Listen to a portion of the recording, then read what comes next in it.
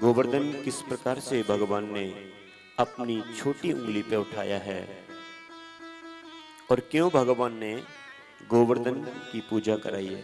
क्योंकि पहले तो इंद्र की पूजा हो रही है, क्योंकि परमात्मा कहते हैं, भगवान श्री कृष्ण कहते हैं कि यदि वृक्ष में पत्ते को, टहनी को, अन्य को जल देने की अपेक्षा आप जड़ को ही जल दे दो, जिससे सभी को प्राप्त हो जाता है।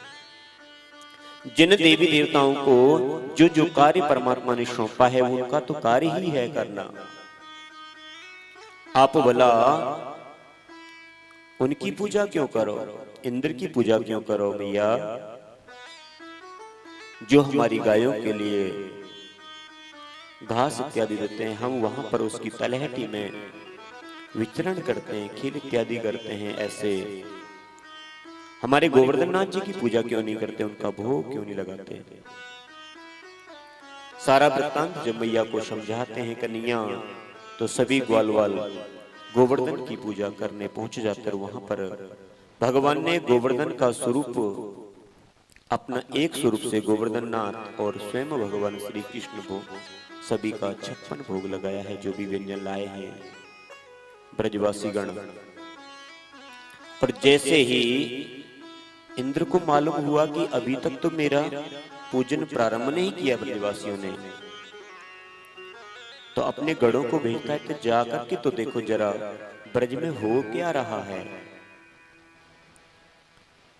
जैसे ही इंद्र के गण दूत जहां पर आकर के ब्रज में देखते हैं कि जाकर के सूचना देते हैं कि महाराज इंद्रदेव, वहां तो आपकी पूजा नहीं हो रही है, क्योंकि वहां तो गोवर्धन की पूजा हो रही है।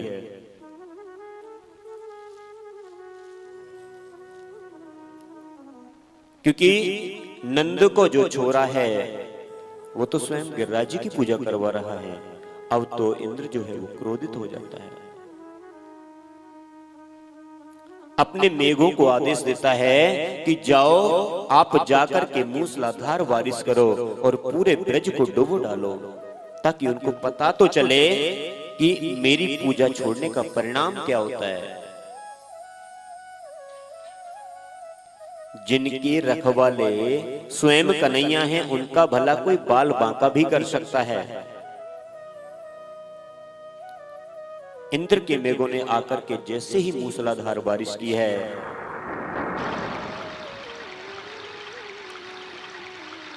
दिन और रात मूसलाधार जैसी बारिश होने लगी। अब तो ब्रजवासी घबरा गए, कन्हैया अब क्या करें, अब तो बारिश इतनी जोर से।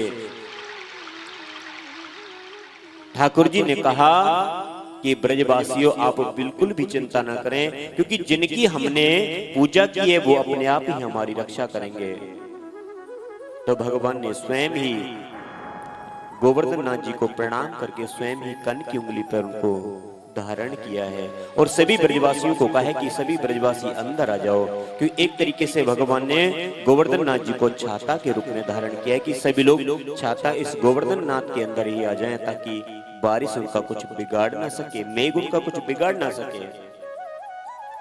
अब तो मूसलाधार बारिश हो रही है, घमासान बारिश। अब तो मेघ जो है, अब इतना जल बरस रहा है ब्रज में, लेकिन अब वो जल जाए तो जाए कहां? अब कन्हैया ने किनको याद किया है यहां पर? अगस्त मुनि को, अगस्त मुनि को याद किया है, जो कि जिनको जल पिलाया नहीं है। क्योंकि राम जी ने, सीता जी ने अगस्त मुनि को भोजन तो कराया था, लेकिन उनको जल नहीं पिलाया प्रभु राम ने। राम ने बोला कि अगले युग में मैं आपको जल पिलाऊंगा। आज उन्हीं अगस्त मुनि को यहां पर बुलाया है, क्योंकि अगस्त मुनि जो है ना, एक ही घूंट में पूरे समुद्र का पान कर सकते हैं। इतनी उनकी सामर्थ्यता है। अगस्त मुनि को जैसे ही भगवान ने याद किया है कि अगस्त मुनि आप जितना भी जल बरस रहा है, आप झुक करके पेट भर करके पानी पियो। अगस्त मुनि आज जल ग्रहण कर रहे हैं। जल जो है पूरी पृथ्वी पर ना फैले, इसके लिए भगवान ने नाग को भी आदेश दिया है, वासुकी नाग जो है उसको भी आदेश दिया है, जिस पर शेष शैया पर विराजमान भगवान विष्णु रहते हैं, उस नाग को भी आदेश दिया है कि आप भी चारों तरफ से जल को एक जगह रोक कर करके रखो, जिससे अगस्त मुनि जी पान कर सकें। सभी लोग भगवान की सेवा में लगे हैं, क्योंकि आदेश यदि स्वयं परमात्मा का आदेश है तो किसी की सामर्थ्यता नहीं है कि जो आदेश का पालन ना करें। मूसलाधार बारिश हो रही है, 7 दिन पर्यंत, 7 दिन 7 रात हो गई। अब तो मैया देखे कि मेरे लाला छोटो सो है और इतना बड़ा गोवर्धन कैसे उठा रखा है। सब ब्रजवासी ठाकुर जी की तरफ देख रहे हैं कि लाला तुमको तो बोझ लग रहे होगो, तूने ये कैसे उठा लिया। सब लोग देख रहे हैं कि अब तो थक गया होगा, तू ऐसा कर थोड़ा सा आराम कर ले, हम उठा लेते हैं गोवर्धन को।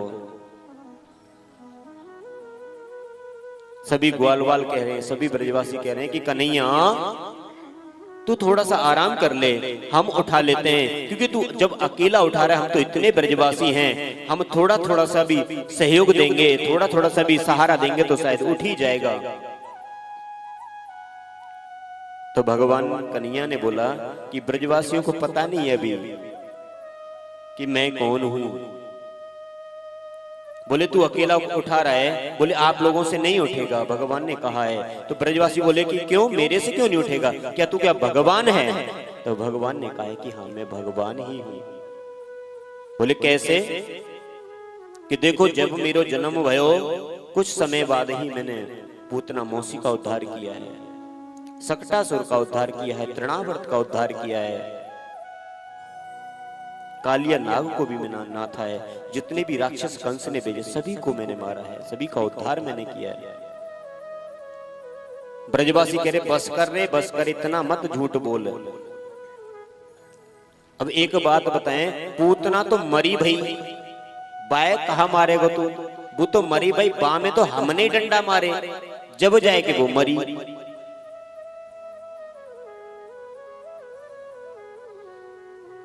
कन्हैया बोले ठीक है ब्रजवासियों, जब तुमको इतना ही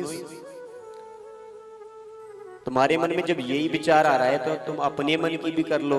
भगवान ने थोड़ी सी अपनी कन की उंगली जो हल्की सी नीचे की है, जैसे ही कन की उंगली नीचे करी है तो सबकी लाठी डंडे जो चटर मटर टूटने प्रारंभ हो गए। सबने बोलो कन्हैया रोक रोक रोक, कन्हैया रोक रोक रोक।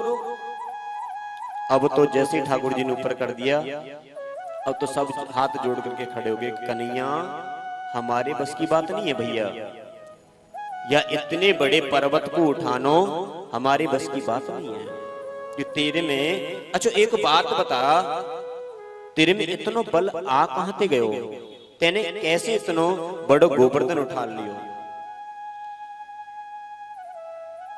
तो कन्हैया बहुत ही सुंदर भाव से कह रहे हैं, कछु माखन को बल बढ़्यो, कछु देवन की सहाय, श्री राधे रानी जी की कृपा से मैंने गिरवर लीन्यो धाय। कुछ तो जब सभी गोपियों का माखन जो खाया है, मैया यशोदा ने मेरे को माखन इतना खिलाया है, और आप सबका सहयोग है, क्योंकि आप सबने लाठियां जो लगा रखी है, गोपन की न सहाय, आप सभी गोप ग्वालों ने मेरी सहायता की है, और राधे रानी जी की कृपा से मैंने गोवर्धन लीन जाया। जब इस प्रकार से भगवान ने कन्हैया ने जब सबको बताया है, लेकिन ब्रजवासी है ना, उनको नहीं मालूम है कि वास्तविकता है ये।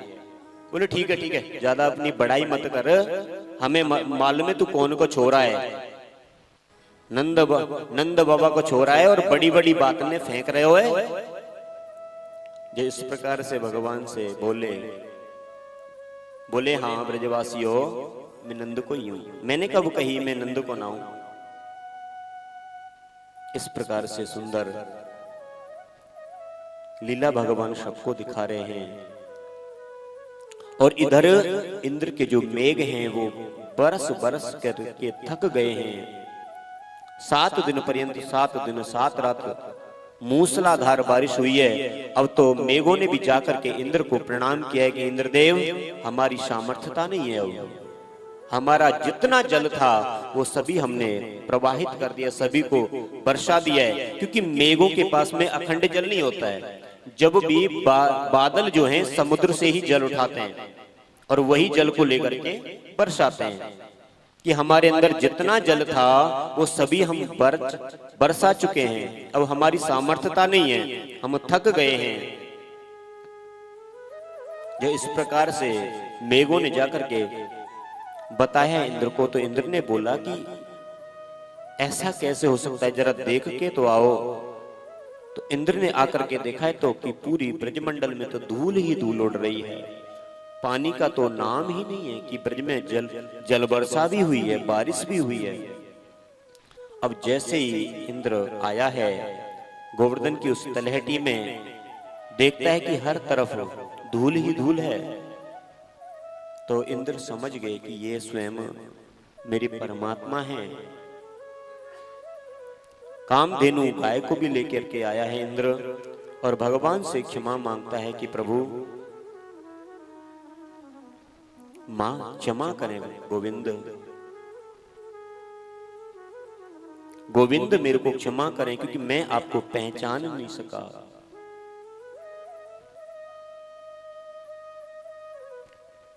हे कृष्ण करुणा सिंधु दीनबंधु जगतपते गोपेश गोपिका कांत श्री राधा कांत नमोस्तुते।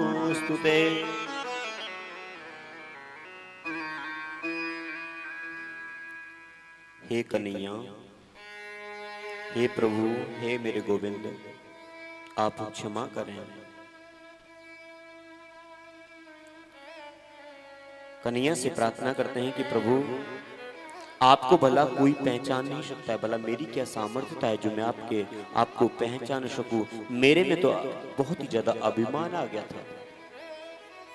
जिसके पास पद ज्यादा ऊंचा हो या प्रतिष्ठा या जिसको ऊंचा स्थान मिल जाता है, उस व्यक्ति के अंदर अहम आ जाता है। तो अहम भगवान किसी का रखते नहीं है। और सबसे पहले तो भगवान उसके अहम को ही खत्म करते हैं कि जो परमात्मा की शरण में आता है या जो सब परमात्मा को थोड़ा सा भी मानता है तो उसके अहम को तुरंत ही समाप्त कर देते हैं मेरे गोविंद।